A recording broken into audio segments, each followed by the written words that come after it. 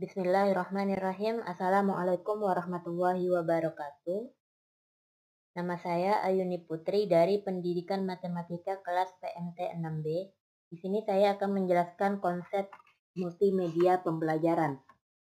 Yang pertama ada pengertian multimedia pembelajaran. Makna multimedia sebelum tahun 1980. Multimedia adalah kumpulan dari berbagai peralatan media berbeda yang digunakan untuk menyajikan materi pelajaran, misalnya tulisan, grafik, gambar dalam kertas karton yang ditempelkan di dinding. Selanjutnya ada makna multimedia setelah tahun 1980, yaitu penyampaian informasi secara interaktif dan terintegrasi yang mencakup teks, gambar, suara, video, atau animasi. Kemudian ada pembagian multimedia berdasarkan penyajiannya. Ada 4 pembagian. Yang pertama ada multimedia linear, yaitu multimedia yang tidak dilengkapi dengan alat pengontrol apapun yang dapat dioperasikan oleh pengguna. Yang kedua ada multimedia interaktif, yaitu multimedia yang dilengkapi dengan pengontrol yang dapat dioperasikan oleh pengguna, sehingga pengguna dapat memilih apa yang dikehendaki untuk proses selanjutnya. Yang ketiga ada multimedia interaktif non-linear, yaitu memungkinkan pemakai untuk bebas bergerak untuk melihat isi materi dengan cara berinteraksi. Pemakai dapat bergerak bebas ke materi manapun. Yang keempat ada multimedia interaktif hierarki. Pemakai memiliki pilihan, tetapi topik-topik dapat dibagi menjadi subtopik yang lebih spesifik. Selanjutnya ada manfaat multimedia. Yang pertama, menyajikan benda atau peristiwa yang jauh atau berbahaya. Yang kedua, dapat memperbesar benda kecil yang tidak ditangkap oleh mata, atau memperkecil benda yang sangat besar yang tidak mungkin dihadirkan di sekolah.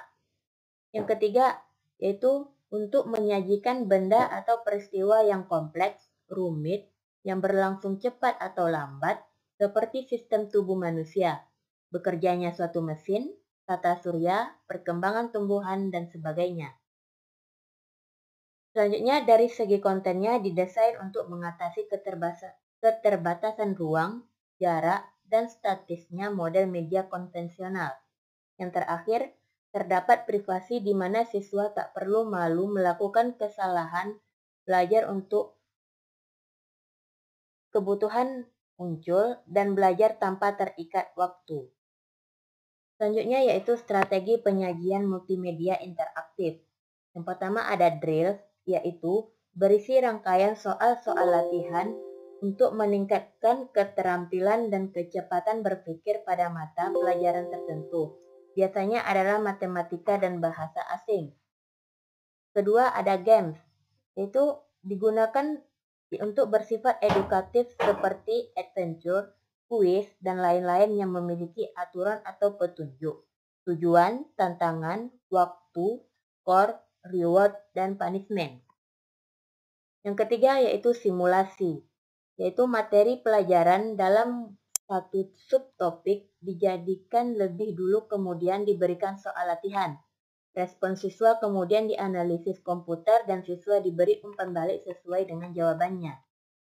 Yang keempat yaitu tutorial, yaitu suatu model atau penyederhanaan dari situasi, objek, atau kejadian sesungguhnya yang mana siswa seolah-olah terlibat dan mengalami kejadian sesungguhnya.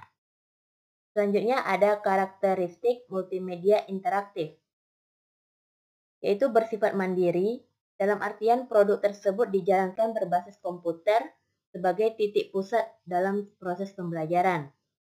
Kedua, interaktivitas memberikan kesempatan berinteraksi langsung dengan media dengan bantuan keyboard, mouse, sentuhan pada layar atau bentuk yang lainnya. Yang ketiga, dapat mengakomodasi cara belajar yang berbeda-beda sesuai kemampuan, kesiapan, serta dapat menyesuaikan kemampuan sendiri. Yang keempat, harus memberikan kontrol sepenuhnya pada pengguna untuk menghentikan, mencatat hal yang penting, memutar ulang bagian yang belum dipahami. Selanjutnya ada komponen multimedia, Yang pertama ada grafis, foto, dan gambar. Itu digunakan untuk memperjelas penyampaian informasi verbal. Ada teks, itu digunakan untuk menyajikan isi, penjelasan, menu, label, caption, dan lain-lainnya. Dan ada juga audio, berupa suara manusia, suara binatang atau benda lain, musik, dan efek suara yang digunakan untuk memperjelas informasi teks maupun gambar. Selanjutnya ada video, itu rekaman kejadian atau peristiwa atau proses yang berisi urutan gambar bergerak disertai suara.